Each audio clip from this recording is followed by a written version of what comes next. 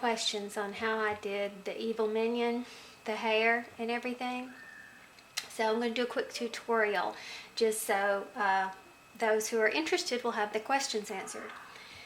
Okay, first of all, you got to have this basic pattern. This one has clearly been worn a lot. This is Thomas's. I'll post the pattern information. It's actually Yellow Man, inspired by Despicable Me Minion by Ashley Phelps. And I'm going to put the information in the description box below. But essentially what you're dealing with here is a double crochet basic beanie. This one calls for ear flaps, but those are, of course, are optional on there. But I just did a basic double crochet beanie. I think this is maybe row number 9 where you switch and do one row of black double crochet for the band. Although Kathy Crafty Crochet got very clever and used Bob Wilson 123's chain stitching, which we're about to talk about, right here for the band, and it looked really cool on top. But then you follow her eye instructions. Now this I used a button for the eye, but it really calls for just black yarn in the middle, so I did that here. But whatever you choose to do. So basically follow that instructions, and then you'll put whatever face you want to put on yours. And then this one has just basic looped hair on the top. But the big question is, how did I do this hair? What it is fun fur. And I can't help you with a specific brand name for this particular one. It's really a great color because I got this free when I bought that little Singer knitting machine. So I don't know what the original, what the brand name is of this one. But all I know is it happened to match the lavender red heart very, very well, and I was pleased with it, so that's why I used it. So I don't know, I suggest you just go in the yarn store and look for something. But anyway, what this is basically chain stitches on top of the hat.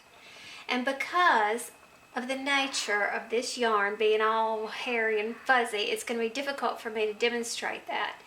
So I'm going to use this basic beanie and some contrasting yarn to show you what I'm talking about, but you just have to know that you're actually using this stuff. Now, when you watch Claire Bob Wilson 123's video on how to do this chaining on top, she's going to give you all kinds of different options. Two of the main things that you need to know is that you can either crochet right into this stitch. This would be, I'm holding the hat upside down because that's the way we make a hat. Into the stitch means that V that you make when you complete a double crochet, and then when you go to the next row you scoop into that stitch to make the next row on top of it. Well, you use that same spot to chain into right here. Or, she points out, you can go around the posts. Okay, so technically you could have one here, and one here, and one here, and one here. When I did this hat, I did only in the stitches. I did not choose to go around these posts right here because for this particular yarn and this sizes and everything, it just would have been too close.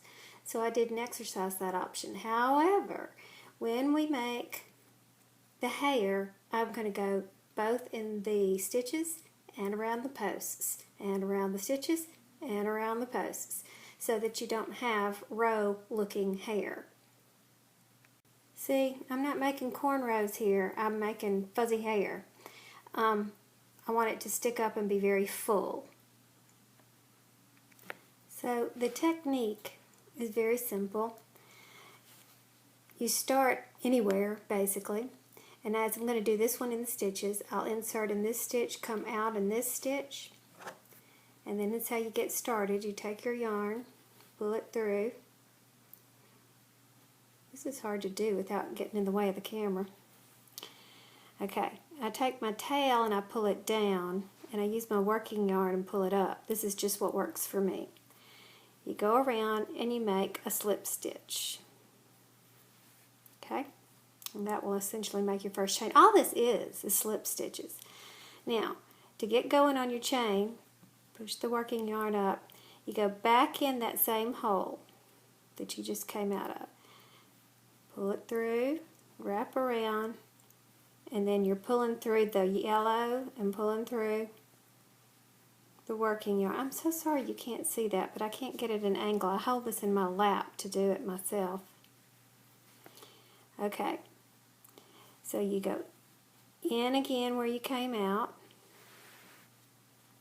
wrap around, make a slip stitch. Okay, can you see how it's starting to look chainy right there? Pull my working yarn up, go in where you came out, come out the next one, around, and you're making a slip stitch. Okay, now this is the way or where you do it when you're going in the stitches. Okay, now you can watch her video for how to end it and all that stuff, but let me show you. I went around and around and around. I never bound off when I was doing the hair. I just kept going around and around. Now, if you're going to do it around the posts, the same principle applies. Do your little slip stitches, and then you go in the same post you came out of, pick up the next post, around. Okay, so you can see how close, whoops, you can see how close these two rows are. And when you add the frou-frou yarn, it'll be completely filled up. So that's how you get that full hair. Now I showed you on the bottom of the hat first, but because you're doing hair, you need to start at the top of the hat. And what I did here was I went in and out just a few. I wasn't very particular, to be honest with you. I just kind of went in a few of these just to fill up the middle, because a little goes a long way with that hairy stuff. I might have gone every other one. And then I just kind of did it at the round. When I got to this end, I just kind of popped down here. None of your mistakes are going to show. Because it's just that's the beauty of all that fun fur. And then I went in each of the stitches and pulled it up. Then again, when I got to the end, I hopped down here and I went around all the posts. Then I hopped down and I went around all the stitches. And I kept doing that until I got to the band and I stopped. Okay, so you can see how nice and full it is. Now, when you do this, it's not going to look this full because a lot of the fun fur gets caught on the inside. Let me show you the inside. See, it's still there, isn't it? But I pulled a lot of it out.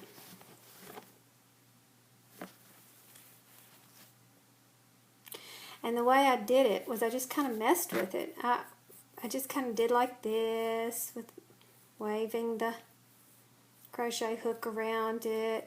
I have an old toothbrush and I kind of pulled it out too when I did this. You can actually see the chains there. Can you tell? See the chains? Do, do, do, do, do, do. So anyway, that's how I did that. I used the chain method for the mouth as well.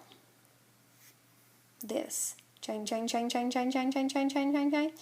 And the key thing is to remember, it doesn't matter if it's in a stitch or if it's around the post when you're going around here, as long as you get the arc that you want.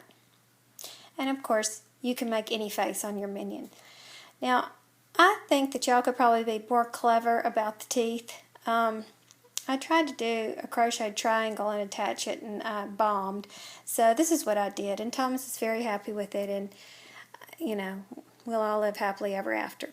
I think I should have made the eye a little bit bigger to get the proportion right, but all in all, I'm happy with it.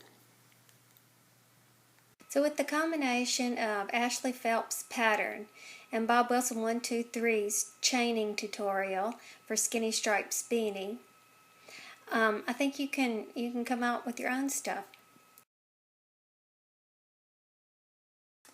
Kathy Crafty Crochet, using the same principle as Basic Hat. She did 3 precious little projects, which was one was a tiny little hat, one was a finger puppet, and one was a pillow. And so I'm going to put the link to this one down here too. I just love the fact that with YouTube we can all learn from each other, and what one person does may spark the interest or the idea for something completely different for another person, and then we share it. We can all benefit from it. So thank you, YouTube family.